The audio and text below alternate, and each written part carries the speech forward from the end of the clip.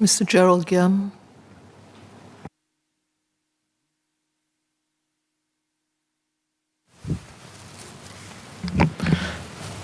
Madam, as Parliament sits today to debate the Gambling Control Bill and the Gambling Regulatory Authority of Singapore Bill, a fact that should be at the forefront of our minds is this.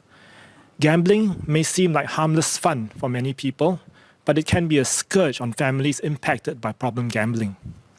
The National Council for Problem Gambling's 2020 survey found that almost half of Singapore residents aged 18 and above participate in gambling activities, with 6% reporting that they lack self-control when gambling.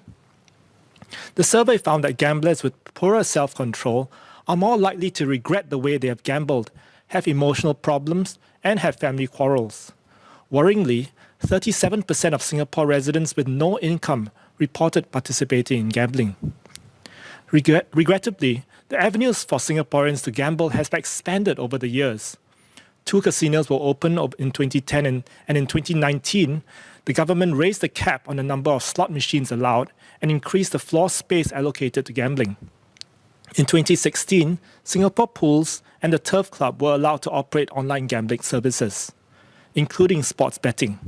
This remains a concern, as according to the NCPG survey, 23% of gamblers who participated in sports gambling reported poor self-control. With this in mind, I would like to sound a note of caution about any further expansion of the space for gambling in Singapore.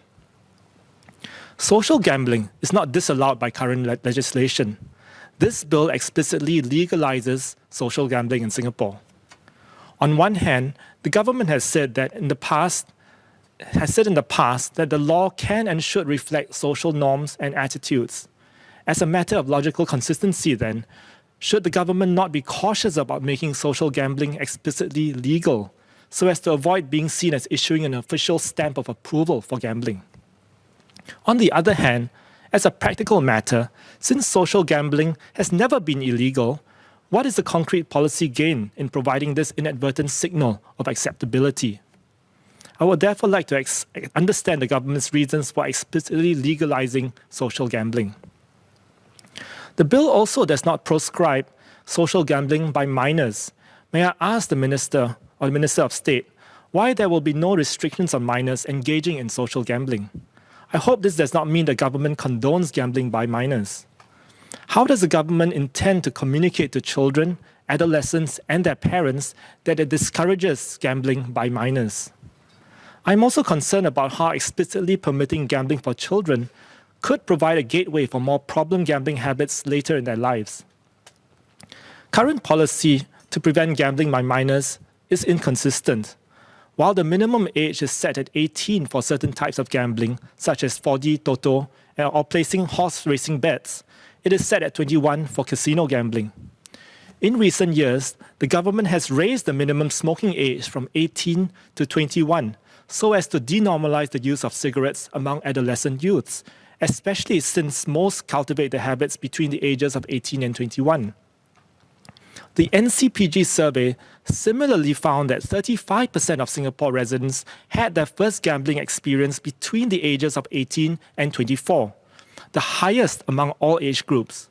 With this evidence in mind, can MHA consider taking the same approach as with smoking and harmonize the minimum gambling age to 21 across the board? This could ameliorate the pernicious effects of gambling on not just young people, but also on their families and society. I would now like to discuss the particularly challenging issue with respect to combating gambling by minors, which is loot boxes.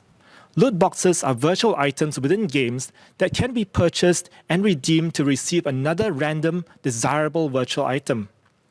Gaming companies have been pushing loot boxes in their games, especially in mobile games, leading to increased gaming spending and debt.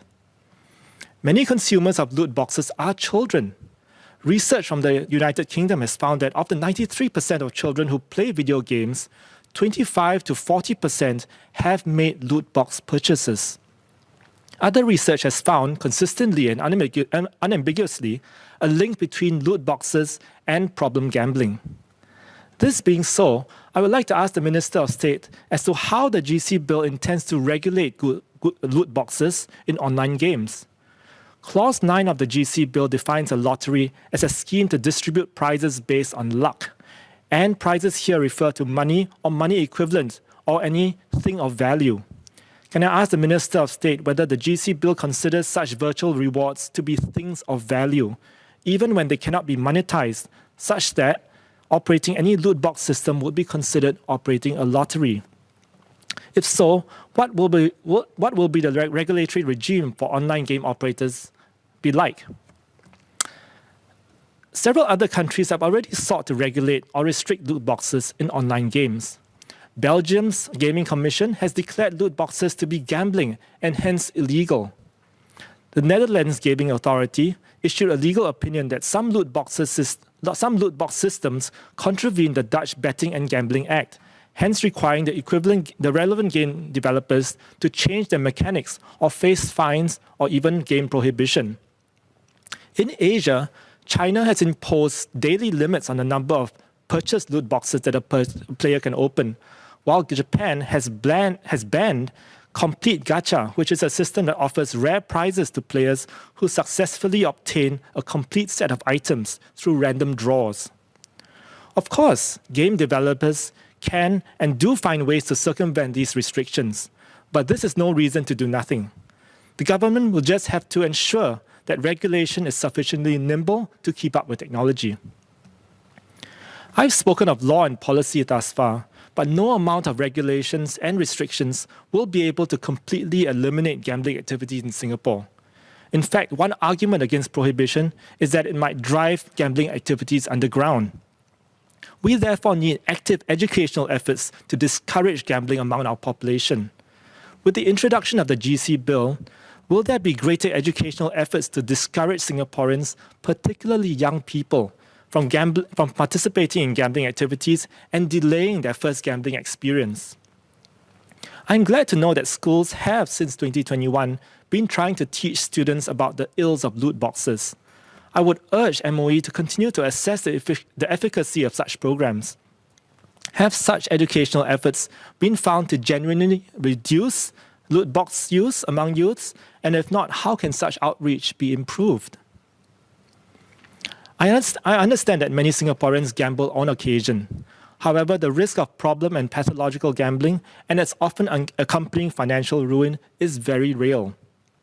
On balance, the job of public policy in the area of gambling is to maintain moderation, to allow responsible adults to take part in this activity, but not so much that they ruin themselves, and to discourage impressionable children from taking up the habit in the first place.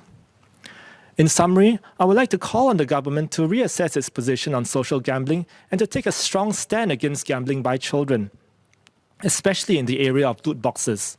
We should complement policy levers with better education against gambling. More generally, I call on Parliament to take a stronger stance against gambling.